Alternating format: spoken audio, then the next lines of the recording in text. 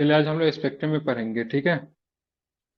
Spectrum में पढ़ेंगे press एवं राजनीति की भूमिका। अब राष्ट्रवाद के बारे में हम लोग मुख्यतः पढ़ रहे थे, ठीक है। तो कल हम लोगों ने राष्ट्रवाद के बहुत सारे सेगमेंट को देखा था, जैसे कि राष्ट्रवाद के विकास में पाश्चात्य चिंतन की तथा शिक्षा का क्या भूमिका रहा।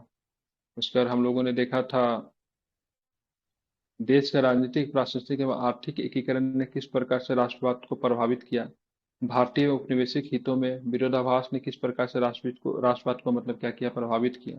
उसी प्रकार से आज जो था हम लोग पढ़ने वाले हैं, ठीक है। से प्रेस ने किस प्रकार से राष्ट्रवाद को प्रभावित किया, ठीक है। समय समय पर उपनिवेशी शासकों द्वारा भारतीय प्रेस पे विभिन्न प्रतिबंधों के बावजूद, ठीक है, 19वीं शताब्दी के पूर्वार्ध में भारतीय समाचार पत्रों एवं, ठीक है, साहित्य की आश्चर्यजनक प्रगति होती है, ठीक है। आप देखोगे समय समय पर उपनिवेशी शासकों द्वारा भारतीय प्रेस पर, ठीक है, विभिन्न प्रतिबंधों के बावजूद 19वीं शताब्दी के पूर्वार्ध में भारतीय समाचार पत्रों पे साहित्य की आश्चर्यजनक प्रगति होती है। और सबसे पहले देखेंगे तो यहाँ पे कुछ चीजें भी होती है, प्रेस के ऊपर प्रतिबंध भी लगाए जाएंगे, फिर प्रेस को बहाल भी किया जाएगा। बहुत सारी चीजें आपको देखने को मिलती है, ठीक है। 1877 में प्रकाशित होने वाले विभिन्न भाषाई एवं हिंदी समाचार पत्रों की संख्या लगभग 169 थी, ठीक है। तो 1877 में प्रकाशित होने वाले विभिन्न भाषाई एवं हिंदी समाचार पत्रों की संख्या की बात करें कितनी थी, 169 थी, ठीक है। तथा इनकी प्रसार संख्या लगभग 1 लाख तक मतलब पहुंच गई, ठीक है। जाहिर सी बात है, जब प्रेस की भूमिका जब बढ़ेगी, ठीक है, और विभिन्न प्रकार के, ठीक है, पत्रिका का जब भूमिका जब बढ़ेगी तो आम जनमानस के लिए होती है, तो इसका इफेक्ट जो था उसे आम लोग भी इससे काफी अधिक प्रभावित होते हैं, ठीक है। और देश में शिक्षा का स्तर भी बढ़ रहा था, लोगों में मतलब पढ़ने की रुचि बढ़ रही थी, तो उनसे बहुत सारे लोग जो थे प्रभावित हुए, क्योंकि पत्रिका से क्या होता है, विभिन्न प्रकार के पत्रिका से विभिन्न प्रकार के विचार का उनमें संचालन होता था, ठीक है। भारतीय प्रेस जहां एक और उपनिवेशी नीतियों की आलोचना करता था, भारतीय प्रेस में ज्यादातर क्या होता, उपनिवेशी नीतियों की क्या होती थी, आलोचना होता था। वही दूसरी ओर देशवासियों से आपसी एकता स्थापित का भी आह्वान करता था।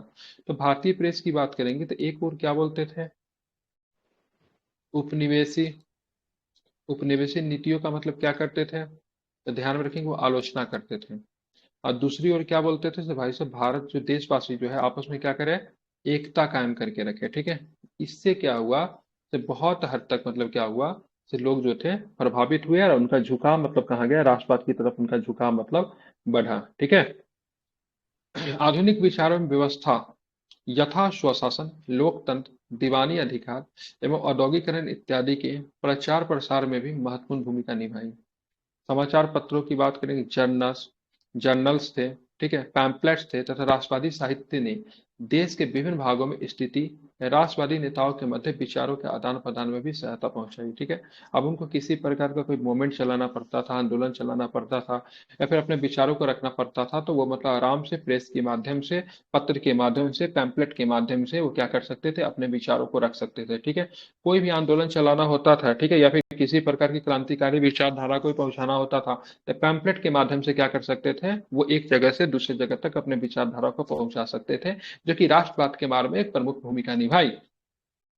इस प्रकार भारतीय समाचार पत्र भारतीय राष्ट्रवाद के निर्माण के दर्पण बन गए। क्या बन गए, तो भारतीय समाचार पत्र जो थे भारतीय राष्ट्रवाद निर्माण के क्या बन गए, दर्पण बन गए, ठीक है। जनता को शिक्षित करने का सबसे बेहतर माध्यम जो था भारतीय समाचार था, ठीक है। अब देखिए 19वीं 20वीं शताब्दी में विभिन्न प्रकार के साहित्य की रचना हुई, ठीक है। उनसे भी मतलब क्या होता है, राष्ट्रीय जागरण में सहायता मिली। विभिन्न कविताओं, निबंधों, कथाओं, उपन्यासों एवं गीतों ने लोगों को देशभक्ति एवं राष्ट्र प्रेम की भावना जागृत किया। हिंदी में भारतेंदु हरिश्चंद्र, बंगला में रविंद्रनाथ टैगोर, राजा राम मोहन राय, बंकिम चंद्र चटर्जी, मराठी में विष्णु साती चिपलूणकर, असमिया में लक्ष्मीनाथ, ठीक है, बेजबरुआ, ठीक है, इत्यादि उस काल के प्रख्यात राष्ट्र कवि साहित्यकार थे, ठीक है। और इन्होंने जब अपने विचार प्रस्तुत किए, ठीक है, समाचार पत्र के माध्यम से, पत्रिका के माध्यम से, तो इनसे क्या हुआ, इनके विचार जो थे समाज के बड़े स्तर पर लोगों तक पहुंचे, उनसे क्या हुए, सभी लोग मतलब क्या हुए, प्रभावित हुए। इन साहित्यकारों ने अपनी रचनाओं द्वारा भारतीयों में स्वतंत्रता, समानता, एकता, भाईचारा तथा राष्ट्रीयता की भावना को भी मतलब क्या किया, बढ़ावा दिया। साहित्यकारों के इन प्रयासों से आधुनिक राष्ट्रवाद को विकास को मतलब क्या मिला, प्रोत्साहन मिला। ठीक है, तो कभी भी क्वेश्चन जो है भारत में आधुनिक राष्ट्रवाद के विकास में विभिन्न कारणों की चर्चा करें, तो प्रेस का जो कारण जो था, प्रेस ने किस प्रकार से भारतीय राष्ट्रवाद को प्रभावित किया, तो ये मतलब परफेक्ट मतलब उत्तर है, इसको आप लोग लिख सकते हैं। तो प्रेस एवं साहित्य की भूमिका भारतीय राष्ट्रवाद में किस प्रकार से रही। ठीक है, और भारतीय राष्ट्रवाद में प्रेस और साहित्य की जो भूमिका जो रही, मुख्य रूप से बंगाली लेखक, ठीक है, उसके बाद के मराठी लेखक, इन सबका भी बड़ा योगदान आपका रहा था। सबका नाम भी दिया हुआ है, इनको भी आप लोग कोट कर सकते हैं। भारत के अतीत का पुनः अध्ययन, ठीक है, ये बहुत इंपॉर्टेंट चीजें हैं, क्योंकि हम लोग अपने संस्कृति को, अपने अतीत को भूल चुके थे। तो बहुत सारे ऐसे भी मतलब, ठीक है, साहित्यकार थे, इतिहासकार थे, उन्होंने भारत को उनके अतीत से परिचित करवाया। तो तुम्हारा अतीत जो है सो बहुत ही मतलब क्या है, गरिमामय है। ठीक है, अपने वेदों को पढ़ दो, आपको पुराणों को पढ़ो, इससे क्या होगा सर, तुम्हें अपने अतीत के बारे में क्या होगी, जानकारी प्राप्त होगी। 19वीं शताब्दी के प्रारंभ में भारतवासियों को अपने प्राचीन इतिहास का ज्ञान अत्यंत कम था। वे केवल मध्यकालीन या 18वीं सदी के इतिहास से ही थोड़ा बहुत मतलब परिचित थे, क्योंकि किताबें नहीं थी, पुस्तकें नहीं थी, उन तक पहुंच नहीं थी, तो कैसे उनके इतिहास के बारे में जानकारी होगा। किंतु तत्कालीन प्रसिद्ध यूरोपीय इतिहासकार जैसे मैक्स मुलर जो था, संस्कृत के विद्वान था, उसने लिखी थी पुस्तक भारत से हमने क्या सीखा। मैक्स मुलर के द्वारा लिखी हुई पुस्तक है, ठीक है, जर्मन विद्वान था ये। मोनियर मोनियर विलियम्स, रोथ एवं सैसुन तथा विभिन्न राष्ट्रवादी इतिहासकार जैसे आरजी भंडारकर, ठीक है, आर एल मित्रा, स्वामी विवेकानंद इत्यादि ने भारत की प्राचीन सांस्कृतिक विरासत को पुनः व्याख्यात करके राष्ट्र को एक नई तस्वीर पेश की। मतलब इन्होंने, ठीक है, इन्होंने प्राचीन प्राचीन संस्कृति जो था, हमारा अतीत जो था, उनको फिर से मतलब क्या किया, पूर्ण रूप से मतलब इन्होंने क्या किया, उसको व्याख्या करके राष्ट्र की एक नई तस्वीर मतलब क्या की, पेश की। इन्होंने अथक परिश्रम करके कला, साहित्य, वास्तुकला, संस्कृत, दर्शन, विज्ञान तथा गणित इत्यादि के क्षेत्रों में भारतीय उपलब्धियों एवं मानव सभ्यता के विकास में, ठीक है, भारत के योगदान को पूरा पूरा प्रकाशित किया। मतलब इन्होंने बताया कि भारत का क्या योगदान है, ठीक है, विश्व में हमारा वास्तुकला में क्या योगदान है, हमारा संगीत में क्या योगदान है, हमारा दर्शन में क्या योगदान है, हमारा गणित में क्या योगदान है, कला साहित्य में क्या योगदान है, इन सबको मतलब फिर से मतलब नए रूप से मतलब क्या क्या व्याख्या किया और आम जनमानस तक अपनी बातें मतलब पहुंचाई। जिससे मतलब क्या हुआ, अपने अतीत और संस्कृति के बारे में जानने को फिर से मतलब ये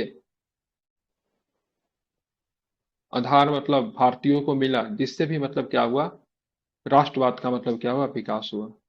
जैसे क्या होता है, हम लोग अपने पास्ट के बारे में पढ़ते हैं, जैसे भारतीय स्वतंत्रता संग्राम के बारे में पढ़ लेते हैं, गुप्ता पीरियड के बारे में पढ़ लेते हैं, मौर्यन के बारे में पढ़ लेते हैं, तो हम लोग भी क्या होते हैं, बहुत अधिक मतलब क्या हो जाते हैं, प्रभावित हो जाते हैं उससे। ठीक है, थोड़ा ही देर होते हैं लेकिन बहुत ही अधिक प्रभावित होते हैं। ठीक है, तो इनसे भी मतलब क्या हुआ, राष्ट्रवाद का मतलब क्या हुआ, विकास हुआ, जिससे लोगों में राष्ट्र प्रेम एवं राष्ट्रीयता की भावना का जागृत हुआ। यूरोपीय चिंतकों ने व्याख्या दी कि भारतीय तथा यूरोपीय एक ही प्रकार के आर्यों की संतान है। अब आर्यन थ्योरी यहाँ पे निकल कर आता है, जहाँ पे ये बताया गया, जैसे भारतीय की बात करेंगे या फिर यूरोपियन की बात करें, दोनों अलग अलग नहीं है, दोनों मतलब एक ही रेस के हैं। ठीक है, वो रेस कौन सा, आर्यन रेस है। जैसे आप बहुत सारे शब्द देखेंगे, जब भ्राता से शब्द बन गया ब्रोदर, ठीक है, मदर शब्द बना, ये सबके सब शब्द जो है मिलता जुलता शब्द है। ठीक है, यूरोपियन का जो अंग्रेजी का शब्द जो सब है, जो बहुत सारा शब्द जो संस्कृत से मिलता जुलता है, इसलिए कहा गया से आर्यन रेस से दोनों का, यूरोपियन और भारतीय दोनों का बात करेंगे, एक ही आर्यन के मतलब संतान है, मतलब नस्ल जो है एक ही है।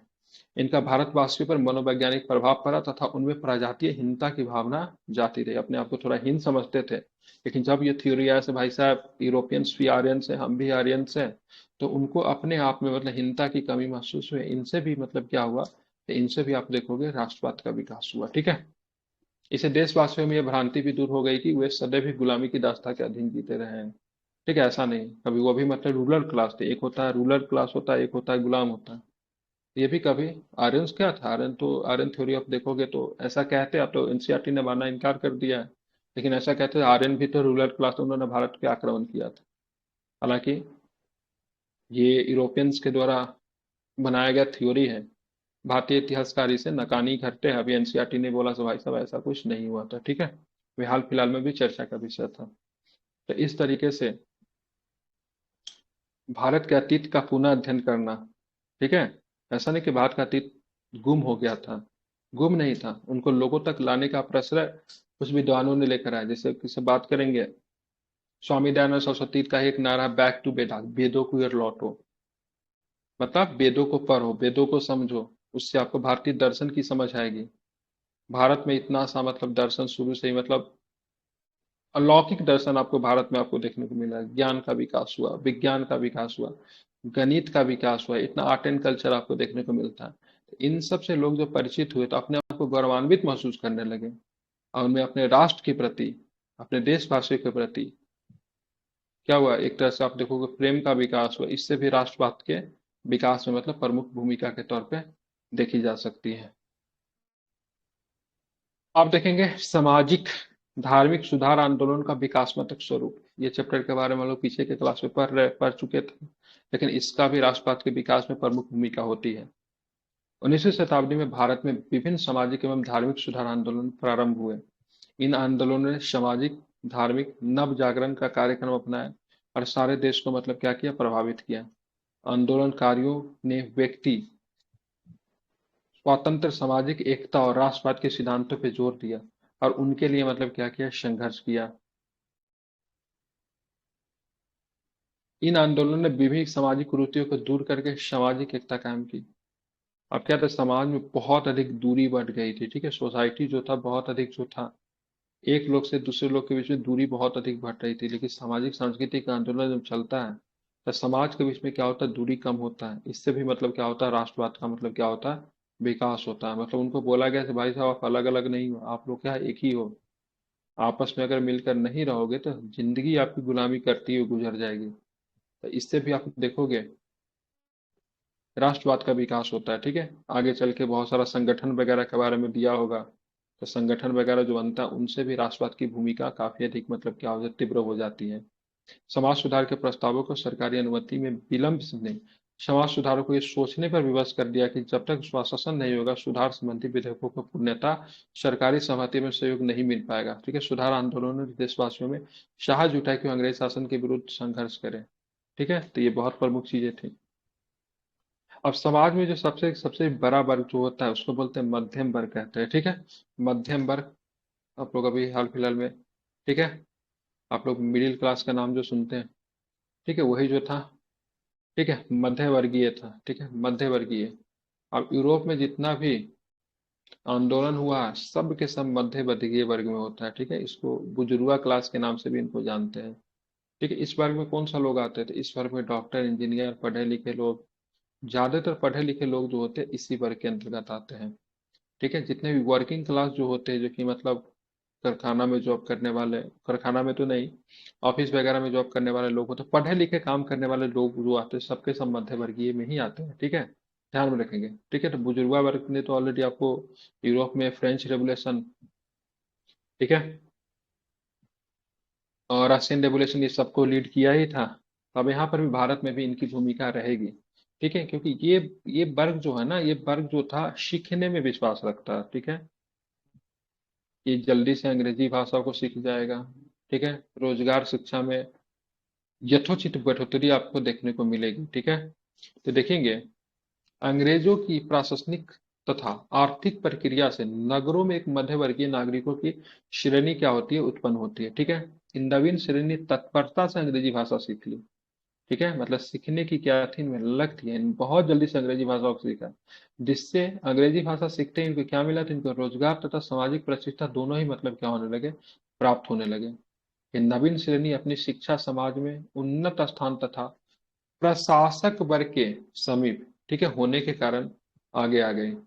ये मध्यम भारत की नवीन आत्मा बन गया तथा इसने समस्त देश में नई शक्ति का संचार किया। इसी वर्ग ने राष्ट्रीय आंदोलन तथा उसके सभी चरणों में मतलब क्या करने नेतृत्व प्रदान किया। कोई भी क्रांति, ठीक है, कोई भी क्रांति, कोई भी बड़ा से बड़ा रेवोल्यूशन अगर शुरू करना है, कोई भी क्रांति तब तक सफल नहीं हो सकती जब तक मध्यम वर्ग का सपोर्ट न हो, ठीक है। ये वही मध्यम वर्ग है जब पेट्रोल की कीमत 2 रुपये बढ़ने वाली होती है तो 10-10 किलोमीटर लंबा लाइन लगवा के रात में अपना डीजल टंकी फुल करवा लेते हैं। ये वही मध्यम वर्ग है, ठीक है, जो आटा 2 रुपया सस्ता मिलता था 2 किलो पैदल चल लेते हैं, ठीक है। लेकिन कोई भी क्रांति कहीं पे भी, यूरोप में हो भारत में हो, तब तक सफल नहीं होगा जब तक मध्यम वर्ग का मतलब क्या होगा, सपोर्ट न मिलेगा, ठीक है। समझ रहे हैं ना, क्योंकि इनकी संख्या अधिक होती है, ठीक है, ये पढ़े लिखे लोग होते हैं, ठीक है, डॉक्टर होते हैं, इंजीनियर होते हैं, ठीक है, अच्छा बोल सकते हैं। अरे भाई साहब, दो वर्ग को तो कभी भी दिक्कत नहीं होगा, ठीक है। मध्यम वर्ग जो होता है सबसे अधिक संघर्षपूर्ण होता है, ठीक है। जो उच्च वर्ग के लोग हैं उनको किसी परिस्थिति में कभी भी दिक्कत है, जब ब्रिटिश चले गए तो भी वो कुशल है, ब्रिटिश के रहते हुए सबसे ज्यादा कुशल थे। जमींदार, राजा रजवाड़ा, ठीक है, राय बहादुर टाइप टाइप के जो लोग जो टाइटल जो धारण किए हुए थे, और ब्रिटिश के जाने से बिल्कुल ही नाखुश थे, कभी भी नहीं चाहते ब्रिटिश भारत छोड़ के जाए, ठीक है। और जो सबसे जो निम्न कोटि के जो वर्ग के लोग जो होते थे, मतलब मैं जाति व्यवस्था में बात नहीं कर रहा हूँ, मतलब उनके जाति व्यवस्था में उनके मतलब काम धंधे को लेकर बात कर रहा हूँ, जैसे इनकी इनकम बहुत ही कम होती है, ठीक है, किसी प्रकार के कार्य कर लेते हैं, तो उनको इन सबसे ज्यादा फर्क नहीं पड़ता है, वो उस अवस्था में अपने आप को ढल चुके हैं, उस अवस्था में अपना जीना मतलब एकदम फिक्स है, मैं उनसे बाहर वो निकलना ही नहीं चाहते, ठीक है। और उच्च वर्ग वाले को प्रॉफिट ही है। तो जो सबसे जो प्रभावी जो वर्ग जो होता है मध्यम वर्ग होता है, अब पढ़ा लिखा वर्ग होता है, तर्क करना चाहता है, इस वर्ग ने ही विभिन्न प्रकार के क्रांतियों का मतलब क्या किया, प्रसार किया, ठीक है। जस्ट लाइक आप देखोगे तो भारत में भी, ठीक है। समकालीन घटनाओं का विश्वव्यापी भी प्रभाव पड़ा। दो तीन घटना होती है, कुछ घटना तो आपको देखोगे जिसमें ब्रिटिश पराजित होता है, जैसे किसी आपको एक युद्ध हुआ था अफ्रीका में, एक युद्ध हुआ था दक्षिण अफ्रीका में, बोडो बोरो युद्ध के नाम से साथ जानते हैं, ठीक है उसको, ठीक है। उस युद्ध में मतलब ब्रिटिश जो था पराजित हुआ था, तो लोगों को मतलब ये भी लगा से ब्रिटिश के बारे में जो बात कहते हैं से भाई ये कभी पराजित नहीं हो सकता है, ठीक है। तो ऐसा कुछ नहीं है। और भी बहुत सारी समकालीन घटनाएं होती है, उसका भी राष्ट्रवाद पे बहुत अधिक फर्क पड़ता है, और सबसे अधिक जो राष्ट्रवाद का जो फर्क जो पड़ा, ठीक है, फ्रांस की क्रांति। फ्रांस की क्रांति ने भारत में ही नहीं, ठीक है, विश्व में विभिन्न जगहों पे वो क्रांति को मतलब क्या किया, प्रभावित किया, ठीक है। ध्यान में रखेंगे, फ्रांस की क्रांति की बात करेंगे, अमेरिकी क्रांति की बात करेंगे, इनसे भी राष्ट्रवाद क्या होता है, बहुत अधिक प्रभावित होता है। फ्रांस की क्रांति से ही तो राष्ट्रवाद शब्द निकल कर आया। नेशन स्टेट शब्द की बात करेंगे, नेशन स्टेट कहते थे, वहां पे तो नेशन स्टेट कहते थे, हमने इसको बोल दिया भाई राष्ट्रवाद। लेकिन नेशन स्टेट थ्योरी ही मतलब फ्रेंच रेवोल्यूशन की है। हालांकि नेशन स्टेट थ्योरी वहां पे बोला गया क्योंकि वहां पे आप फ्रांस में आप जाओगे ना तो फादरलैंड की कल्पना की गई, ठीक है, हम लोग मदरलैंड बोलते हैं ना, वो लोग फादरलैंड बोलते हैं। फ्रांसीसी में पाटेला करके कहते हैं, वैसे फादरलैंड इसको अगर इंग्लिश अनुवाद देखेंगे तो होगा पितृभूमि, ठीक है। तो उन्होंने बोला भाई साहब फ्रांस को फादरलैंड बनाएंगे, फ्रांस बनेगा नेशन स्टेट। अब नेशन स्टेट का थ्योरी उन लोगों ने क्या दिया, एक ऐसा स्टेट, पूरे स्टेट में लैंग्वेज फ्रेंच होगी, एक ऐसा स्टेट जहाँ पे सभी के लोग क्या लेंगे, फ्रांसीसी ही मतलब रहेंगे, ठीक है, ऐसा स्टेट जिसका झंडा क्या होगा, एक होगा, ठीक है, ऐसा स्टेट जहाँ पे टैक्स सिस्टम क्या होगा, एक होगा। मतलब सबको यूनिटी के तहत उन्होंने मतलब जोड़ने का काम किया राष्ट्रवाद। लेकिन इस प्रकार की राष्ट्रवाद की कल्पना भारत में संभव हो ही नहीं सकती थी क्योंकि India is the land of diversity, ठीक है। अब फ्रांस एक इतनी सा जो एक तो छोटा सा देश है, यूरोपियन देश में इस प्रकार की कल्पना हम लोग कर सकते हैं, लेकिन किसी भी विशालकाय देश में इस प्रकार की कल्पना करना मतलब क्या है, संभव नहीं है, ठीक है। तो फ्रांस की जो चीजें जो थी नेशन स्टेट सब तो वहां से उठा लिया, लेकिन फ्रांस की टाइप की जो राष्ट्रवाद की भावना जो थी भारत में कभी हो ही नहीं सकती थी, ठीक है। तो भारत में दूसरे तरह का राष्ट्रवाद देखने को मिला, लेकिन फ्रांसीसी रेवोल्यूशन ने राष्ट्रवाद को बहुत हद तक प्रभावित तो किया, इसमें कोई दो राय नहीं है। और वहाँ पे लेखक थे, जिस लेखक ने लिखा कॉमन सेंस, टॉमस पेन के द्वारा लिखी पुस्तक है, बीपीएससी पूछा भी था। टॉमस पेन ने नहीं, क्या लिखा था टॉमस पेन ने, कुछ राइट करके लिखा था ना, भूल रहा हूँ नाम, ठीक है, गूगल करेंगे तो मिल जाएगा, टॉमस पेन के द्वारा, तो उनकी लिखी पुस्तक से भी, ठीक है, बहुत अधिक तक मतलब जो था राष्ट्रवाद को प्रभावित किया। समकालीन घटनाओं का विश्वव्यापी प्रभाव होता है, केवल भारत में नहीं तो विश्वव्यापी प्रभाव आपको देखने को मिलता है। दक्षिण अमेरिका में स्पेनिश एवं पुर्तगाली उपनिवेशी शासन की समाप्ति से नए राष्ट्रों का उदय हुआ। इसके अतिरिक्त यूनान एवं इटली के स्वतंत्रता आंदोलन एवं आयरलैंड की घटनाओं ने भारतीयों को अत्यंत प्रभावित किया, ठीक है। इटली की बात करेंगे, 7 1871, 1871 और 1870। जर्मनी या इटली दोनों एक साथ ही आजाद होता है, ठीक है। 70 में इटली है और 71 में बात करेंगे तो आपका जर्मनी होगा। ठीक है, इन सब का किसी गुलाम नहीं था ये लोग किसी से, इन लोगों ने क्या यूनिफिकेशन किया। मतलब इटली की बात करेंगे तो इटली में सार्डिनिया था, पिडमोंट था, बहुत छोटे छोटे राज्य थे। सार्डिनिया, पिडमोंट, ये सब बहुत छोटे छोटे राज्य आपस में मिला। ठीक है, ये पुर्सिया के नेतृत्व में अब जर्मनी का एकीकरण होता, जर्मनी भी छोटे छोटे राज्यों में बटा हुआ था। इसके लिए तीन चार युद्ध लड़ने पड़े बिस्मार्क को, सबको मिला के मतलब क्या किया, एक राष्ट्र को बनाया। और राष्ट्र के अंतर्गत सेम वही थ्योरी, जहाँ पे सभी लोग एक जैसे रहेंगे, एक झंडा होगा, एक शासक होगा। ठीक है, तो इस सब भी मतलब कहीं ना कहीं से राष्ट्रवाद को जन्म दिया। राष्ट्रवाद का मतलब होता है एक प्रकार के थिंकिंग रखने वाले लोग। लेकिन इस प्रकार का कल्चर हमारे यहाँ नहीं था, लेकिन फिर भी हमारे यहाँ राष्ट्रवाद, भारत में भी राष्ट्रवाद है। ठीक है, भले ही हमारे पास डाइवर्सिटी बहुत ज्यादा भाषा है, लोग अलग अलग है, लेकिन जहाँ पे झंडा की बात आती है, नेशनल एंथम की बात आती है, राष्ट्रगान है, राष्ट्रगीत है, नेशनल लीडर की बात आती है, तो क्या होता है, सभी लोगों में समानता पाया जाता है। ठीक है, यूरोपियन जैसी समानता नहीं है। आप यूरोप में चले जाएंगे, अमेरिका, आप यूरोप में फ्रांस में चले जाए तो पूरे देश में फ्रांसीसी भाषा बोली जाती है। सारे देश के लोग ही जो थे मतलब व्हाइट कलर के लोग आपको ज्यादातर मिलेंगे, 99% लोग। ठीक है, सभी में मूलतः राष्ट्रवाद में लैंग्वेज बहुत असर डालता है, तो भाषा एक होनी चाहिए। हमारे यहाँ क्या है ना, तो भाषा एक है ना, तो हमारे यहाँ कल्चर एक है, दोनों अलग अलग हैं। तो यूरोप के राष्ट्रवाद से भारत का राष्ट्रवाद थोड़ा डिफरेंट था, लेकिन बहुत मायनों पे भारतीय राष्ट्रवाद जो था बाहर की घटनाओं से भी प्रभावित हुआ। इसमें कोई दो राय नहीं है। ठीक है, अब उसके बाद देखेंगे ब्रिटिश शासकों तक का जातीय अहंकार में प्रतिक्रियावादी। ब्रिटिश जो विद्वान जो थे, एक रूडयार्ड किपलिंग करके कोई है, उसने बोला था से मतलब हम, हमारा कार्य है से असभ्य लोगों को सभ्य बनाए। ठीक है, मतलब ये हम बना रहे हैं ना, ये मतलब उनके लिए अच्छा कर रहे हैं, मतलब मेरा ड्यूटी है। जो लोग धरती पे असभ्य रह गए हैं, मतलब अनसिविलाइज्ड लोगों को सिविलाइज बनाना, मतलब क्या है, मेरा काम है। ठीक है, इस प्रकार का स्टेटमेंट वो लोग देते थे। हम लोग को बहुत ही मतलब निम्न समझते थे। इस वजह से भी मतलब क्या हुआ, उनके जातीय अहंकार और प्रतिक्रियावादी नीति की वजह से भी मतलब क्या होता है, राष्ट्र का क्या होता है, विकास। अंग्रेजी शासकों के चेष्टा अपने, ठीक है, आज जा रही है क्या? हेलो।